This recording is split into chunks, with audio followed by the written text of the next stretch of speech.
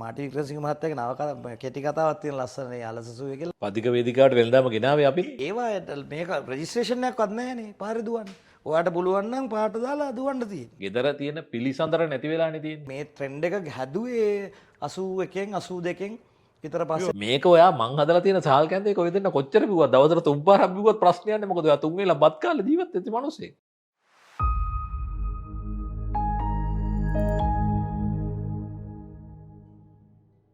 හැමෝම එක එක විදියට එක එක දේවල් කරලා තියෙනවා. කාට හරි පුළුවන් නම් මිනිස්සුන්ව හිනස්සල සතුටු කරලා ලෝකෙ වෙනස් කරන්න. ලෝකේ ඉන්න ලාංකිකයෝ හැමෝමත් ලංකාවේ ඉන්න ලාංකිකයෝ හැමෝමත් හිනස්සපු ඒ සිනාව මෝගට ගෙනාපු දෙන්නෙක් අද ඇවිල්ලා ඉන්නවා සබාකෝ කතා බහට. ඒ හැමෝම දන්න අපේ චූටි මල්ලි පොඩි මල්ලි ආයිබෝවන් කියලා පිළිගන්න අද අපේ කතාව. මම මෙහෙම කතාවක් කිව්වොත් දැන් ඔය දෙන්න ප්‍රහසනේ මොකද්ද මේ විහිළුනේ කරන්නේ. ඔය දෙන්න නිර්මාණය කරේ අපි ව්‍යාපාරිකයෙක් හැටියට මම දැක්කොත් ඕගොල්ලෝ ඔයා ඕ දෙන්න තමයි මේ වැව හැදුවේ. මේ වැව හැරුවේ ඔය දෙන්නනේ. අද ගොඩක් අය මේකෙන් නානවා. මේකේ පීනනවා. නේ? ඕගොල්ලන්ට මොන වගේ හැඟීමක් දෙන්නේ?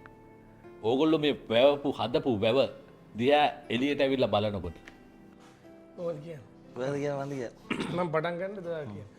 ඇත්තටම අපි හරිම සන්තෝෂ වෙනවා. ඒ කියන්නේ අපි මේක හාරලා ටික කාලයක් අපිට බලන් ඉන්න වුණා. මොකද අපි විතරයි මේක නෑවේ.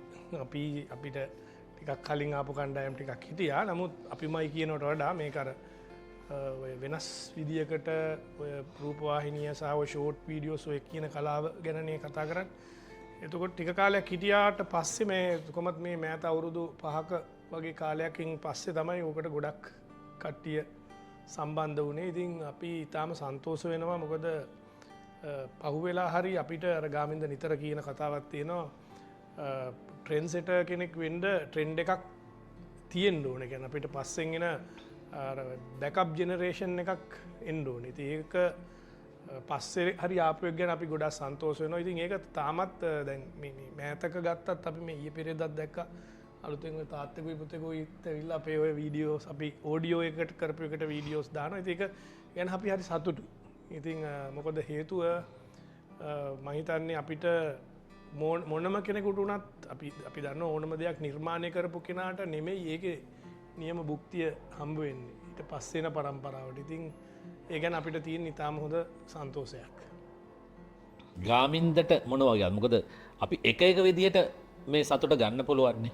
මෙයා ඕක දෙන්නට සතුට වෙන්න පුළුවන්. ඔය දෙන්නට ඒ වගේම දුක් වෙන්නත් පුළුවන්. අපි තමයි මිනිස්සු කියනවනේ අපි තමයි මේක මුලින්ම කරේ. මේකේ අද ඔය දෙන්නට වඩා සල්ලි හම්බ කරන අය ඕගොල්ලන්ගේ වැවේ නානවා ඇතිනේ. අනිවාර්යෙන්ම මේක ට්‍රෙන්ඩ් එක ඕගොල්ලෝ හැදුවේ ඒක කාටවත් ගන්න බෑ. ඒක අයිති ඔය දෙන්නට තියෙනවා. මිනිස්සු ගාවත් තියෙන ඔය දෙන්න තමයි කරේ කියලා. තව කාලෙකින් ඒක අපිට අමතක වෙනවා. ඕන ඒක ඉතින් මෙහෙමයි. ඒක ඕනම දෙයක ලෝකේ ඇති වෙලා පැවතිලා නැති වෙලා යන ස්වභාවයනේ තියෙන්නේ. ඉතින් එතකොට අරසුනෙත් කිව්වා වගේ අර මම කිව්වේ කියන්නේ දැන් අපිට ඕනේ උනේ ට්‍රෙන්ඩ් එකක් හදන්න ඇත්තටම. ඉතින් ඒකට අපිට සෑහෙන කාලයක් බලන් ඉන්න ඕන. අපි පමණයි අපි ඒක කරලා ඒක දිහා බලන් ඉන්නවා. දැන් ඒක එහෙම්මම ගියා නම් එතකොට මේ ඔය කියන කතාව ප්‍රසන්න වුණත් දැන් අද කතා කරන්නේ නැති වෙයි.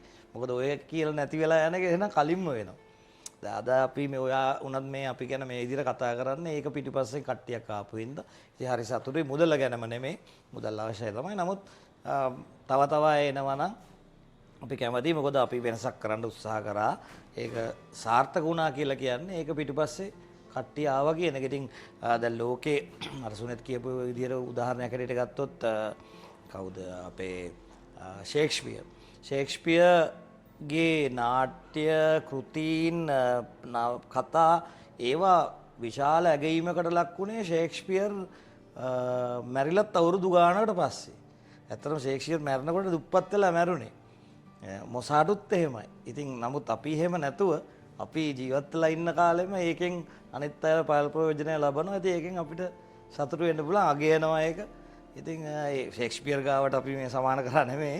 නමුත් මොසාඩුත් මැරුණේ අන්තිමට ගෝනියක දාලා නිකන් නගර සභාවෙන් ඇල්ලුවේ. ඉතින් නමුත් ඒක මොකද අවුරුදු ගානට පස්සේ තමයි ඒක ගැන කතා බහ කරන්න පටන් ගත්තේ. ඉතින් දැන් චාලි චැප්ලින් උනත් චාලි චැප්ලින්ට එමි අවෝඩ් එකක් දෙන්නේ චාලි චැප්ලින් ඔස්කා දෙන්නේ චාලි චැප්ලින් නැති වුණාට පස්සේ. කියන්නේ ඔහු අගය ගන්න අර මොකක්ද ඒකට කියන්නේ සුරත් අර තරු තියෙන මොකද්ද හදලා මට මතක නැහැ ඒකේ නම.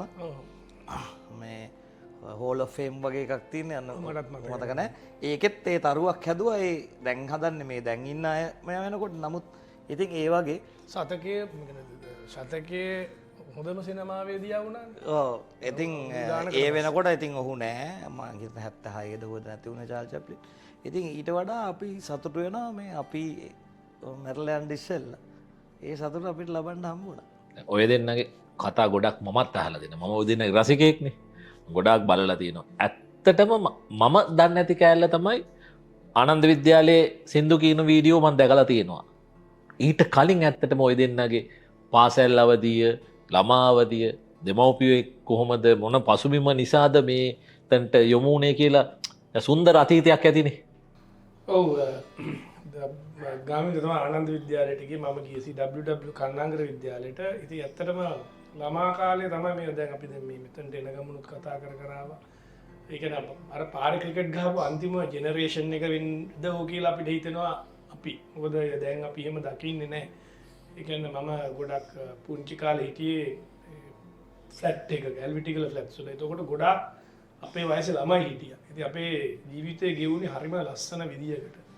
ඒ කියන්නේ අර පුළුවන් තරම් අර කණ්ඩායමක් එකතු වෙලා සෙල්ලම් කරන එක හතරට අවස ඉස්කෝලේ යරලාවම අපි බලන් ඉන්නේ 4 විතර වෙනකොට තමයි ගෙදරින් අවසරය දෙන්නේ එළියට යන්න. ඒ ගියාම එන්නේ 8 9 වෙලා සෙල්ලම් කරලා දාඩිය දාගෙන ඒ කියන්නේ අර ඒක වෙනම රසක් ඒකේ තිබුණේ. දාම් බයින අර මොකද ගේම් එකෙන් ඇවිදගෙන යන්න ඕනේ.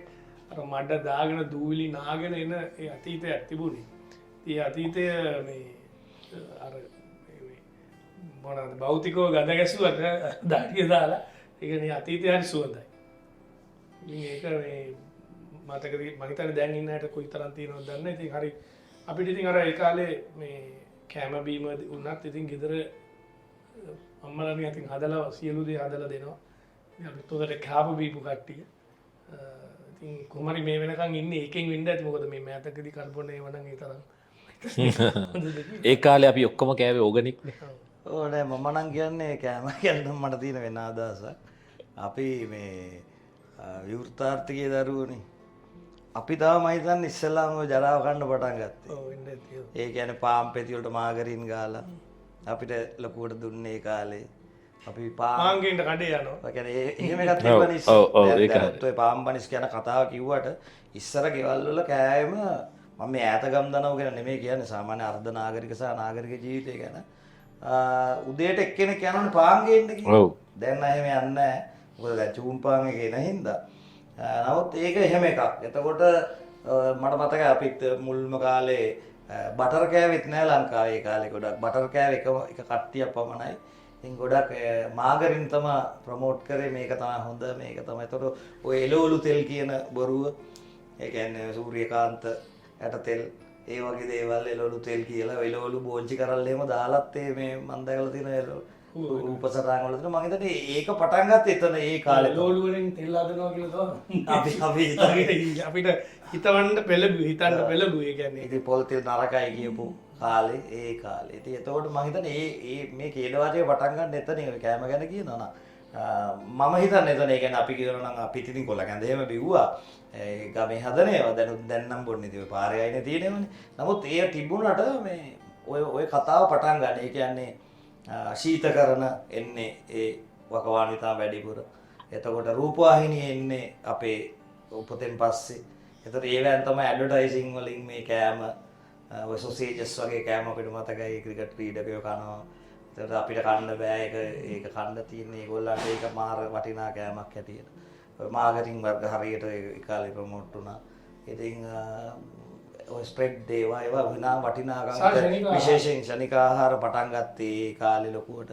ඊළඟ කිරිපිටි ඇඩ්වර්ටයිසින් වලින් නවසීලන්තෙන් එහෙම එනවා කියලා. ඔය කිරිපිටි බොන්න පුරුදු කරේ ඒ කාලේ. මම හිතන්නේ අපි තමයි පටන් ගත්තේ ජරාව කන්න. ඉතින් අපි මෙහෙම ඉන්න එක ලොකු දෙයක්. ඇඩ්වර්ටයිසින් කියන්නේ අපි ඒ කියන්නේ ඇඩ්වර්ටයිසින් ලෝකේ හරියට පටන් ගත්තේ එතනින් අපේ රටේ ඉතින් දැන් අපිත් ඇඩ්වර්ටයිසින් එක කරන්නේ. නමුත් ඇඩ්වර්ටයිසින් කියලා අපි ඒ කාලේ ඇත්තටම කරේ මේ ඔය සබන් ඒ වගේ ටූත් පේස්ට් ඇරෙනකොට කෑම කියන එකනේ. ඔය පැණිබීම වර්ග එහෙම තිබුණා. නමුත් ඒක මේ ට්‍රෙන්ඩ් එක හැදුවේ 81න් 82න් විතර පස්සේ ටෙලිවිෂන් එක එහෙම ලොකුවට බලපෑවා. ඒක තමයි මම හිතන්නේ ඒ විනාශය. මම හිතන්නේ අපිට වඩා මේ ගාමින්ද කියන අපි ඒකේ මුලින් හිටියට අර අපි නේකට මුලින්ම හම්බුණාට මම හිතන්නේ අපිට පොඩ්ඩක් අර දැන් ඒක හරිය. නමුත් මම කියන්නේ අපි තමයි ඒක අපේ කාලෙන් තමයි ඒක පටන් ගත්තේ.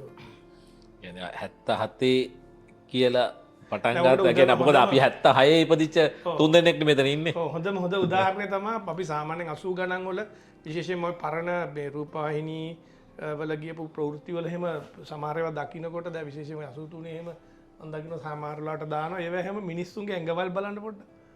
එන බඩවල් එහෙම ලෑල්ලට ගියපු කට්ටිය ඉන්නේ දැන් අපි කෙට්ටු මිනිස්සු ඉන්නේ දැන් අද වෙනකොට එහෙම මිනිස්සු මම පාසල් වල වුණත් මට මතකයි අපි මෙහෙම කිව්වට මම හිතන්නේ කවුරුත් වරදවා තේරුම් ගන්න එක නැහැ. අපි අර තඩියා කියලා කියනවනේ ළමයෙක් ටිකක් චුට්ටම් හතර හිටියම. ඔව්. බඩා කියනවා. දැන් පාසලකට ගිහින් බැලුවොත් වැඩිපුර ඉන්නේ ඒ කාලේ අපි විහිළු කරා වගේ ඇඟවල් තියෙන නිසා දැන් පාසලක පන්තියක සාමාන්‍යයෙන් ඕලෙවල් වලින් පස්සේ වගේ ඒ කාලේ වගේ දකින්න පුළුවන් වෙන්නේ. ඉතින් ඒක ටිකක් වෙනම තත්ත්වයක්. ඒ කියන්නේ අපි අර සුන්දර ළමාවිය කියලා අපි කතා කරාට අපි තමයි මේ චේන්ජ් එක ගත්ත ජෙනරේෂන් එක. මම අපි එකම වයස නිසා අපි තුන්දෙනාම ක්‍රිකට් ලවර්ස්ලානේ. මම හිතන්නේ අපි තුන්දෙනා තමයි ක්‍රිකට් ටීරා එකේ හොඳම කාලේ ඉපදිලච්ච අය. කියන්නේ අපි ග්‍රෝඩ් ග්‍රිනිච්වත් දන්නවා, මොකද මැල්කම් මාෂල්වත් දැකලා තියෙනවා, සනත් ජයසූරියවත් දැකලා තියෙනවා. කියන්නේ ඒ ජෙනරේෂන් එකේ ක්‍රිකට් වලින් ගත්තාම මං හරියට හැපි වෙනවා. මම මේ ජෙනරේෂන් එක ඉපදුණා. මොකද මං අරවින්ද බැට් කරනවා දැක්කා, ලාරත් දැක්කා. ගොඩක් අය අපි ක්‍රිකට් ඇත්තට දැක්කා. ඇත්තට දැක්කා. අද තියෙන්නේ මේ ආටිෆිෂියලි මේ හදපු එකක්නේ ක්‍රිකට්. විකට් එක හදලානේ දෙන්නේ බැට් කරන්න. එදා හැම නෙමෙන්නේ. එදා අමාරු විකට් එක ඒගොල්ලෝගේ දක්ෂකමට ලකුණු ගැහුවේ. අද තියෙන්නේ මේ විකට් එක හදලා දීලානේ තියෙන්නේ ලකුණු ගහන්නම විතරයි. ඉතින් එහෙම ඊරා එකකනේ අපි ඇත්තට හොඳම කාලය ක්‍රිකට් වල අපි තුන් දෙනා මං හිතන්නේ මම විශ්වාස කරන්නේ හොඳම කාලය. අපි තමයි දැක්කේ මේ චේන්ජ් එක. ආමින්ද මත කරපු කතාව ලොකු කතාවක් ඇත්ත. අපිට අපි රුපියල් 7 මට මතක 7.50ට මම පාන් අරන් ඇවිල්ලා තියෙනවා කඩේ ගිහිල්ලා. 7.50න් වගේ පටන් ගත්තේ. ඉතින් 3.50ට මේ හොඳම පාන් කියන්නේ අන්තිමට මම මතක තිබුණේ 3.50ට කාපු 3.50ට පාන් දෙනවා කියලානේ. ආණ්ඩුව වෙනස්. ඔව් ආණ්ඩුව වෙනස්. ඒ කියන්නේ ඒක තමයි මතක හිටින පාන් ගන්න. ඒකයි මම කිව්වේ. ආණ්ඩුව වෙනස් කරනවා කියන්නේ. ඒ කියන්නේ එතකොට කොච්චර දැන් අපි මේ පාන් පිටි ගැන කතා කරනවා. නමුත් එදා ඊට වඩා තීරණාත්මක සාධකයක් වෙලා තිබුණා ඒක. ඔව්. දැන් බැලුවම ටිකක් හොඳයි. ඔව් දැන් හොඳයි. ඉතින් මම මේ අත කාලේ තමයි දන්නේ මගේ මේ ව්‍යාපාරයට ආව පාන් පිටි වර්ග 170ක් ලංකාවට ආනයනය කරනවා කියලා. 170ක් වර්ග තියෙනවා කියලා දන්නේ මම මේ බිස්නස් එකට ආවා. ඉතින් අපි බොඩවද කන්නේ කියන එක වෙනම කතාවක්. ඉතින් එහෙම එකක්. ඉතින් පාන් කියලා කතා කරපු ඉඳන් ඉතින් මේ අපේ ළමා කාලය චේන්ජ් වුණා අපිටම දන්නෙත් නැතුව. මම හිතන්නේ මේ මම විශ්වාස කරනවා නැසෙනෙත් මේ කියන්නේ අවුරුදු 30න් පස්සේ වයි මායි අවුරුදු 30 වුණාම මේ අද වෙනකම් මේ අවුරුදු 19ක් 20ක් හරිම ඉක්මනින් ගෙවුණා. හරිම ඉක්මනින් ගෙවුණා. ඔයාගේ ළමයි ලොකු වුණා හරිම ඉක්මනින්. ඒ තරංගේ ඒ ස්පීඩ් එක මේක නිසාම තමයි ඒගොල්ලන්ටත් මං හිතන්නේ අර අපේ වගේ ළමා කාලයේ පොඩ්ඩක් අපේ වගේ ওই පාරේ ක්‍රිකට් ගහන ළමයි එක්ක එකතු වෙන එක අපේ වැරද්දකුත් තියෙනවා. මොකද අපි ඒගොල්ලන්ව අතෑරියේ නෑ එතනට. අපේ වැරද්දකුත් තියෙනවනේ මචං. අපි ඇත්තම කතාව කිව්වොත් අපි පොඩ්ඩක් අතාරින්නෙත් නැතුණා. අපිත් අර රැල්ලකට ගියානේ අධ්‍යාපන ශිෂ්‍යත්ව ඕ ලෙවල් මේ ට්‍රෙන්ඩ් එකට ළමයි අපිත් අල්ලු කරානේ. දෙමව්පිය හැටියට. මේකත් එක කාරණාවක් වෙන්නේ නැති ඒගොල්ලන්ගෙන් ඒක ගිලින් නැත්තම් ඒ සුන්දර අතීතය තමයි දැන් අපි ගත්තොත් එම් තව දෙයක් තමයි ප්‍රසන්න ළමයි නැතිකම. ඒ කියන්නේ ළමයි ඉන්නේ දෙන්නයි තුන්දෙනයි. ඒක හරි. උපරිම දෙන්නයි ඉන්නේ දැන් අද පවුලක ගත්තොත් එහෙම ඒ කාලේ දැන් අපේ පවුලේ 4යි. මට බාල නංගිලා 3යි. ඒකට අපිත් එක්ක හිටපු ඒ අවට හිටපු මගේ පවුලේ 5යි. කොල්ලෝ දෙතුන් දෙනෙක් ඉන්නවමයි. ඒකට නිකන් අර ගෙවල් 24 දෙකක් තිබුණා. ඒ දෙකේ සෙට් එක පල්ලයට බැස්සම වාහනයක් හයියෙන් රේස් කරන්නවත් දෙන්නේ නැහැ අපේ ෆ්ලැට් එක ඇතුලේ අපි. ඒ වගේ කාලයක් තමයි තිබුණේ. ඒ කියන්නේ කොල්ලෝ ඉතින්. කොල්ලෝ හිටියත් කවුරු ගෑනු ළමයි හිටියත් අපි ඒ කාලේ සෙල්ලම් කරනවා ටින්ක. ඒක ක්‍රීඩා ක්‍රීඩල් ගඩනවා කොච්චර ඒවද ඒ කියන්නේ සාමූහිකව කරන ගෑන ක්‍රීඩා එකතු වෙලා කරන්නේ නේද අපි ටීවී තිබුණේ නැහැ මොනාද තිබුණේ පත්තරනේ තිබුණේ මොනාද අර මොනාද ඒවට කියන්නේ චිත්‍ර කතානේ බැලුවේ ඇත්තටම. ඒකේ තිබුණ අපේ වීරයෝ වෙලා හිටියේ පොඩි පොඩි නම් තිබුණානේ ටෝගා යුනිකෝන් කියයි ඔය වගේ. ඒ වගේ චරිතනේ අපි දැක්කේ. අදනේ අපි ඇත්තටම මේ අපි ළමයි දකින්නේ අපි දකින්නත් ගත්ත වෙනම ලෝකයක් ඊට පස්සේ කාමින්දේ කතාව හරියටම හරි. මේ සුන්දර එක් දියල් මේ ඇලපාර තමයි බාධක එක්ක ලස්සනට ගලලා අද මේ තත්ත්වයට ඇවිල්ලා ඉන්නේ. ඔය දෙන්නම තැනකාද ඉන්නේ ලෝකෙම දන්න දෙන්නෙක් වෙලා තියන්නේ ඒකනේ. ඒ කියන්නේ ඒකේ පිටිපස්සේ තියෙන සුන්දර අත්දැකීම් ගොඩාක්. අද විඳිනවට වඩා එදා සුන්දර අත්දැකීම් නිසාම තමයි මම හිතන්නේ ඕගොල්ලෝගේ ජීවිත මෙච්චර සුන්දර වෙලා තියෙන්නේ.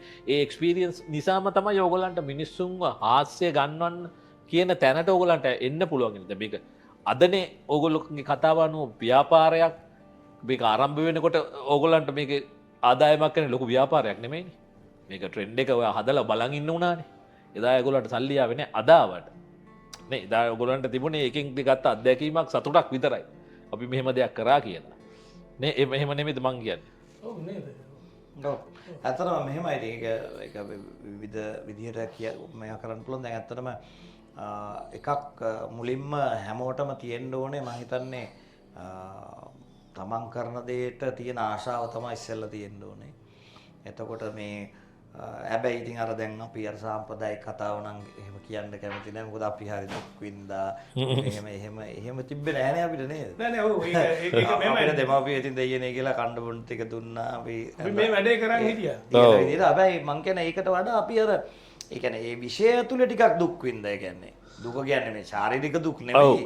ඒ කියන්නේ මහන්සි වුණා ඉගෙන ගන්න හැදුවා ඒක අත්දැකීම් ගන්න හැදුවා. ඉතින් එහෙම ඒක මං කියන්නේ ඒ ආශාවත් එක්ක ඕනෑම විෂයක නිතර අභ්‍යාස කිරීම අර තියෙනවනේ කියලා අනභ්‍යාසයේ විශාල ශාස්ත්‍රම් කියලා. ඒ කියන්නේ අභ්‍යාස නොකර හිටියම ශාස්ත්‍රය විසරෙනවා කියනවා. ඒ හින්දා හැම වෙලේම මේ පොතපත ඇසුර දේවල් අත්දැකීම් ලබන හැමෝටම වැදගත්. මේක අපේ විෂයට විතරක් නෙමෙයි මේ පඬිත කතාවකුත් නෙමෙයි.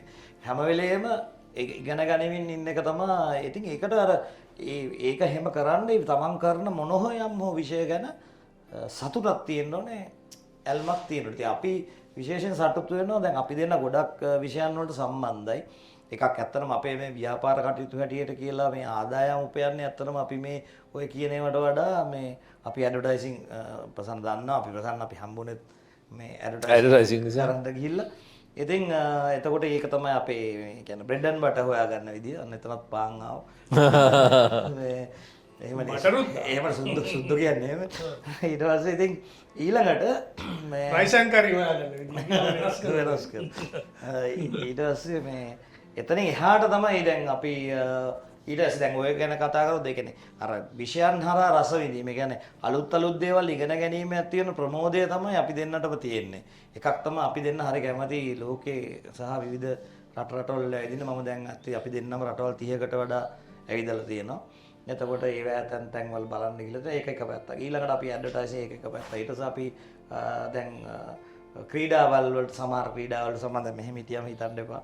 අපි සම්බන්ධ ටිකක් ඇඩ්වෙන්චර් ස්පෝර්ට් වලට ඒ කියන්නේ ඔය බන්චි ජම්ප්, ස්කයි ඩයිවිං අපි කරලා තියෙනවා. ඉතින් පේන් බෝල් වගේ ඇඟ රිදෙන සෙල්ලම්.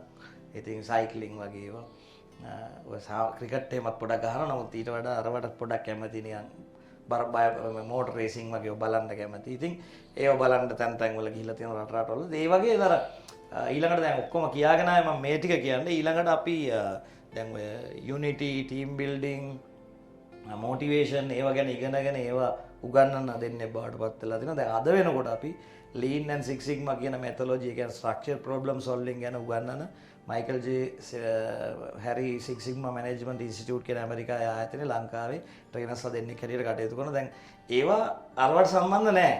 නමුත් අර ඒවා රසය තියෙන්නේ දැන් ඒ අතරේ තමයි අපි ඔය ස්ටෑන්ඩ් අප් කොමඩි ඇක්ට්ස් කරනවා, ෂෝ කරනවා. ඉතින් ෆිල්ම් එකක් කරලා තියෙන එකත් කියා ගන්න ඕනේ මේ වෙලාවේ කොහොමද මේ අවුරුද්දේ කොහොම හරි බලන්න පුළුවන්. ඉතින් මේ අර ඒ වගේ අර විවිධ දේවල් පොඩි පොඩියට හරි කරනකොට දැන් අපි දෙන්න හරියටම සතුටු දවා කීප එක හරියටම ගොඩාක් සතුටු වෙනවා.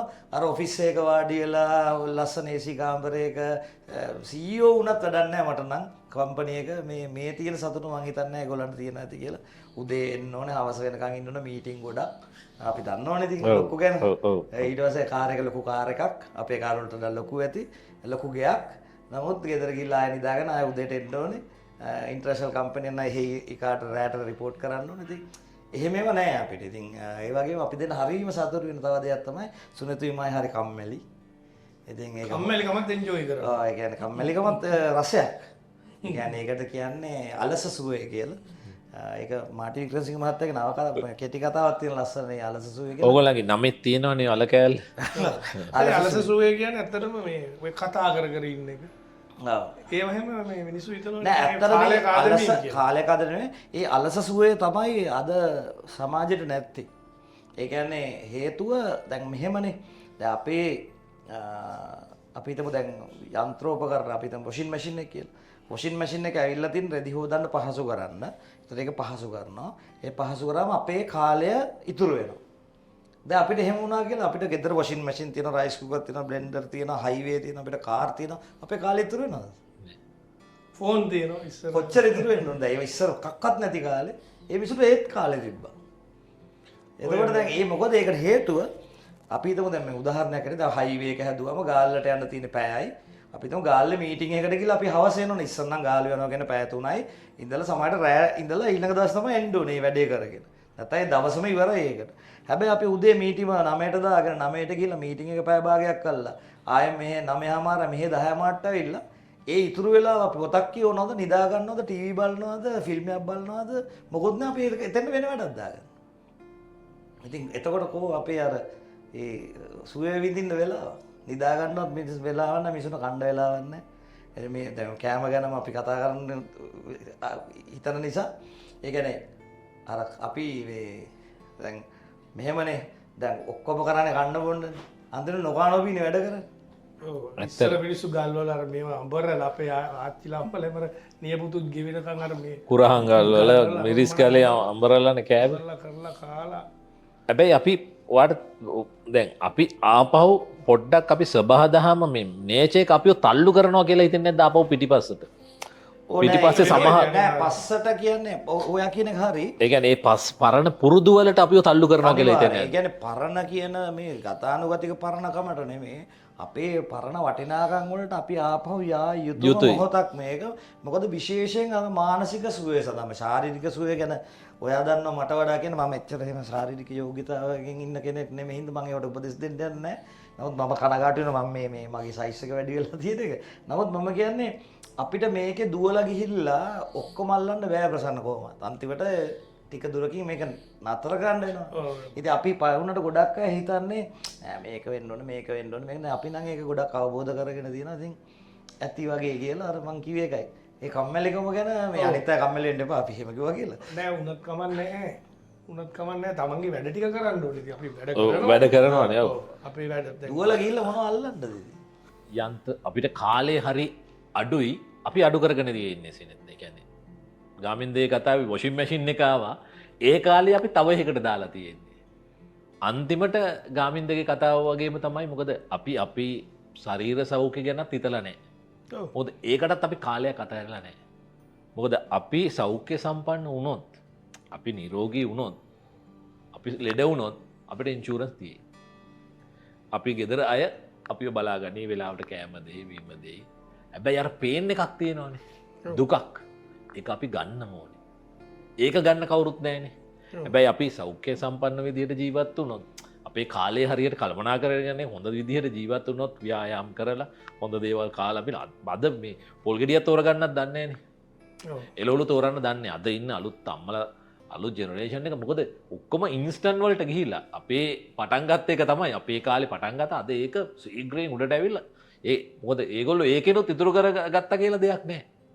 ඒ කාලෙනුත් ඉතුරු කරගෙන දෙයක් නැහැ. ගාමින්දේ කතාවේ මම ඇත්තටම දැක්කද ඉතින් මගේ ව්‍යාපාරයේත් මම ඇත්තටම කරලා තියෙන්නේ මේ කාලය ඉතුරු කරලා දීලා තියෙනවා ජීවිතේ. ඉතුරු කාලේ හොඳට ගෙවන්න. දැන් මම ඒකයි කිව්වේ පරණ තැනට අපි පරණ තැනට හොඳ පුරුදු වලට පරණ හොඳ පුරුදු වලට යන්න ඕනේ.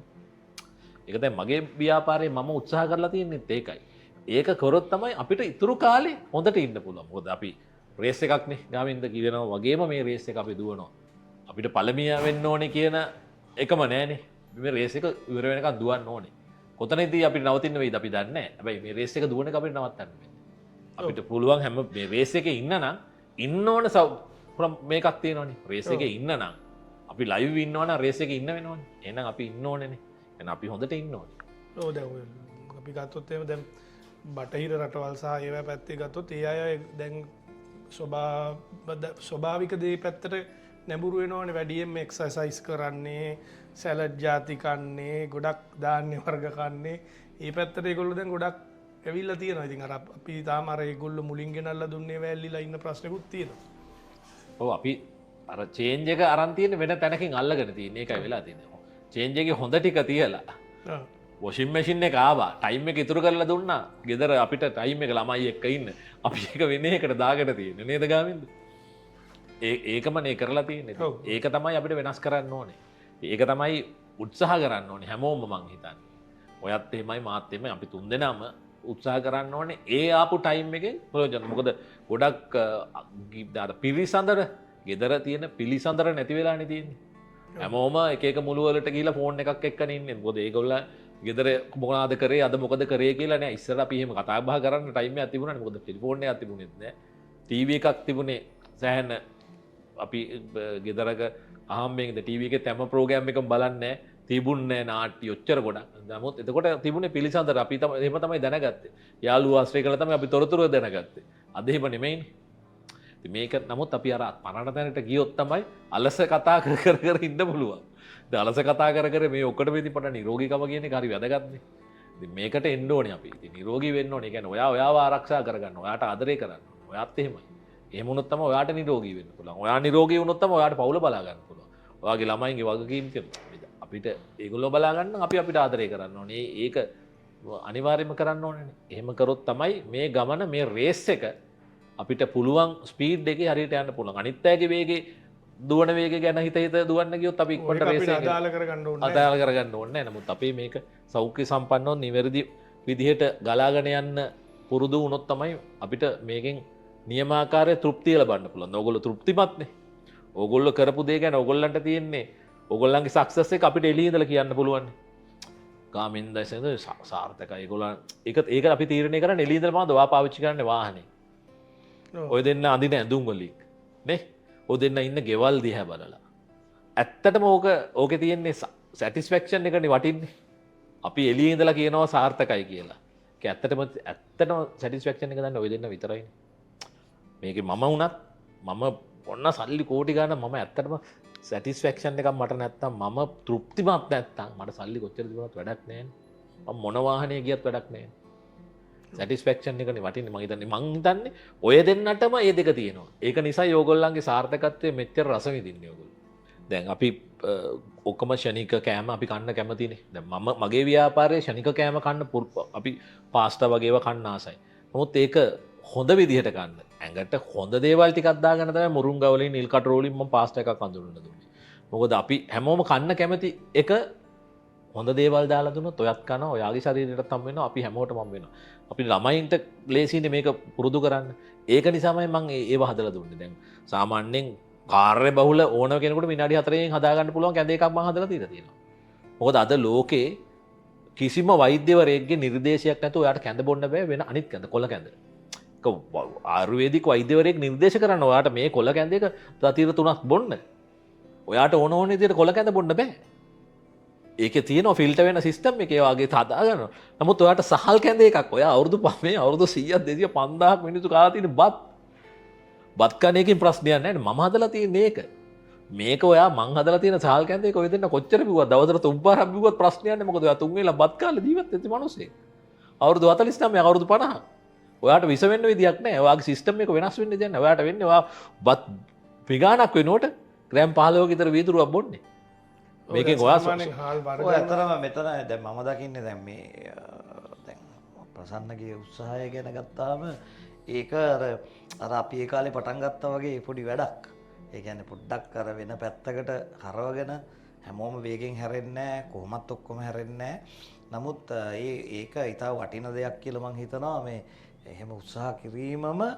මොකද ඒක සමහර විට පළ දරන්නේ අද හෙට නොවෙන්නත් පුළුවන් සමහරවිට. නමුත් මේක අලුත් සංස්කෘතියක් අලුත් කල්චර් එකක් අපේ කෑම සම්බන්ධ අපේ කෑම දිහා අලුත් විදිහකට බැලීම ගැන අදහසක්. ඒ කියන්නේ අපිට ඇත්තටම අපි ලොකුවට කතා කරාට අපි මේ විශේෂයෙන් මේ අලුත් ඔය කෑම වලට සම්බන්ධ මේක ගැන ගොඩාක් විවේචන තියෙන්න පුළුවන් මේක බලලා විවිධ දේවල් කියනකොට නමුත් මම හදාarලා තියෙන විදිහට අපිට එහෙම කෑම සම්බන්ධ එහෙම ලොකු සංස්කෘතියක් නැහැ.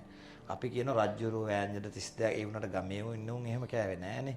එතකොට හැබැයි අපි කැලේ කොලේ අවට තියෙනේවා තමයි කෑවේ. කියන්නේ මහා කෑවේ නෑ අපි.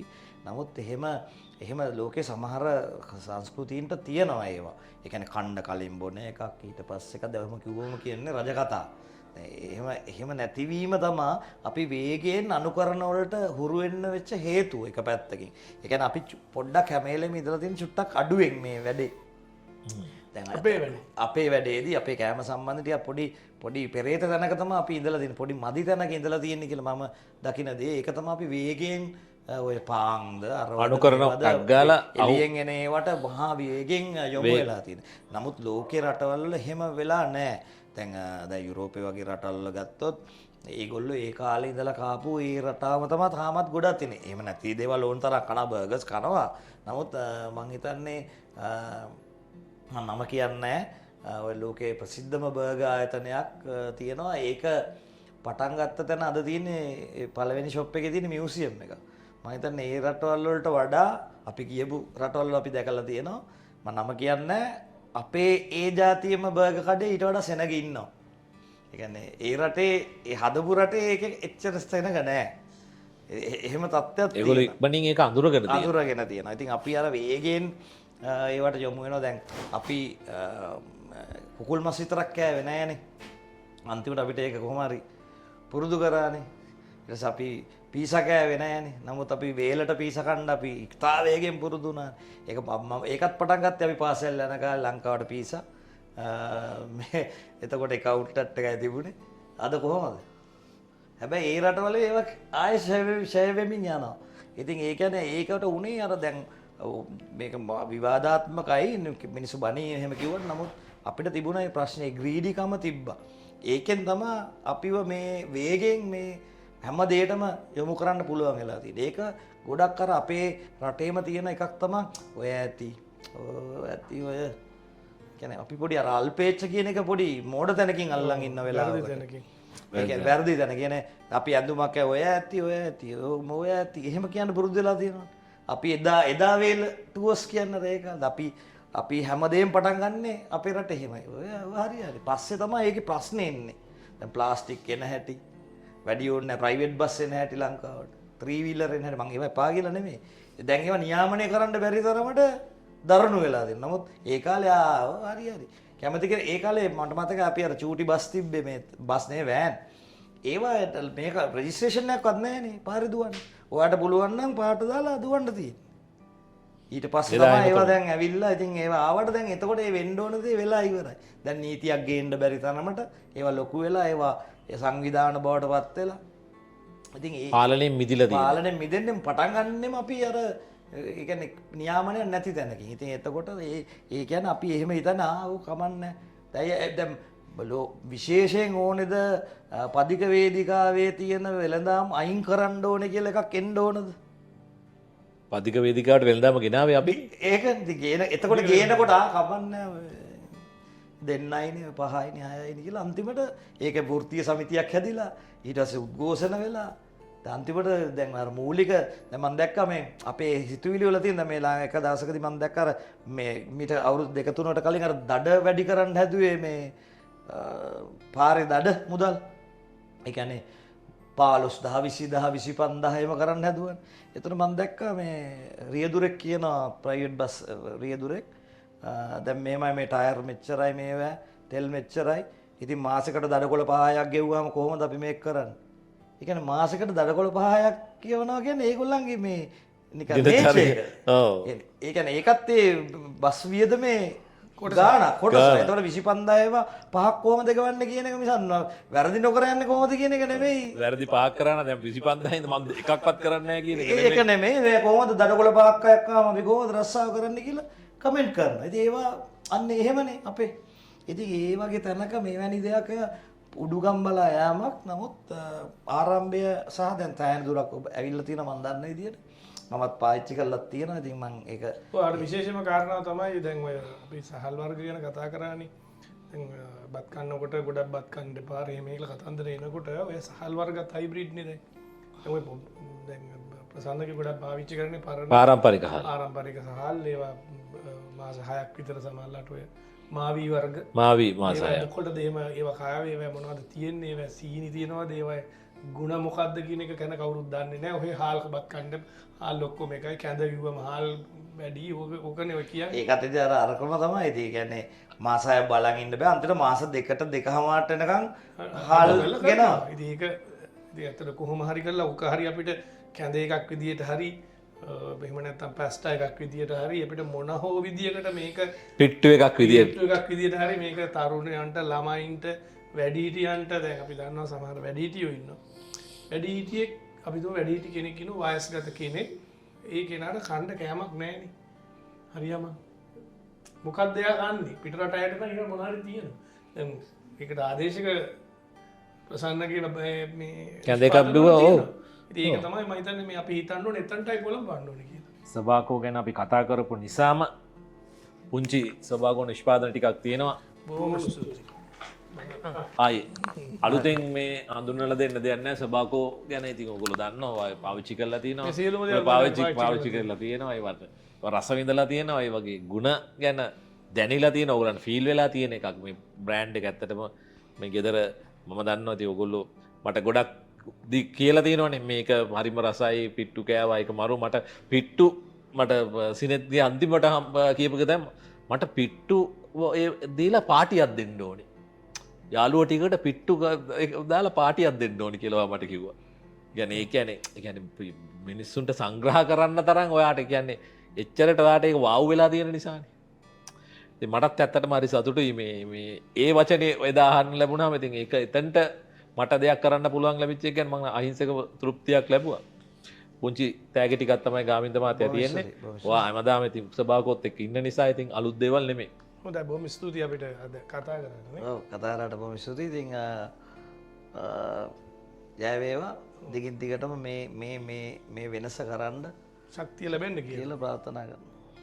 බොහොත්ම ස්තුතියි වෙනසක් කරපු දෙන්නෙක් එක්ක වෙනසක් කරන්න හදන කෙනෙක් ඇටියට මට ඒ උපදේශي හරිම වටිනවා. ඔය දෙන්නට බොහොම ස්තුතියි අපේ ප්‍රෝග්‍රෑම් එකට සම්බන්ධ වුණාට. ගොඩක් කාර්යබහුල වෙලාවක එක දුරකථන ඇමතුමකින් ඇමතුමට කෙලින්ම සම්බන්ධ වුණාට බොහොම ස්තුතියි දෙන්නටම. චූටි මල්ලි පොඩි මල්ලි නැත්තම් ගාමින්දට ඇසුනෙත්තයි නැවත වරක් මගේ කණ්ඩායම වෙනුවෙන් බොහොම ස්තුතියි කියලා කියනවා. ආයුබෝවන්. ආයුබෝවන්.